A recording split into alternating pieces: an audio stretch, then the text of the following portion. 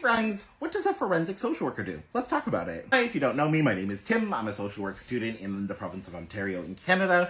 Forensic sounds like kind of a fancy word, often associated with like TV shows and investigations. It actually just means anything involving the justice system. So think social workers who work with the justice system. A way to think about what forensic social workers do is to think of what kind of people and situations come through courthouses and where they may need support. So there's tactical and system navigation and system support for a person. So if a person's been charged and they can't afford to represent themselves and they're like, I have no idea what this process is supposed to look like, a social worker will explain the process and then connect them to resources they need at each step of the way. They may be doing assessments for families, for individuals, for children to make sure that they're okay, that they're safe, that they're getting the supports they need.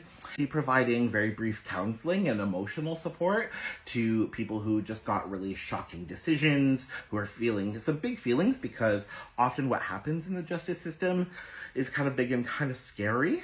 And there's some advocacy work and individual advocacy work. So if someone needs something and the system is not meeting their needs, then a social worker may help with that. So for example, if they need legal representation, or if they need an interpreter because they don't speak the primary language in Ontario, that would be English or French. Or they have a disability or a learning disability, so they need something explained maybe a little bit more slowly or in a different way. A social worker would make sure that happens.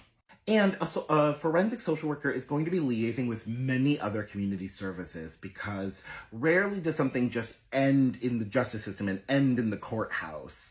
If a family is broken up, they're going to need psychosocial supports for parents, for kids. If someone is about to become incarcerated, they may need probation and parole planning, or to think about job opportunities. There are lots of other things a person may need out in the community after being justice involved. And a social worker will be able to foresee that and kind of liaise and start that process to support the person in getting what they need.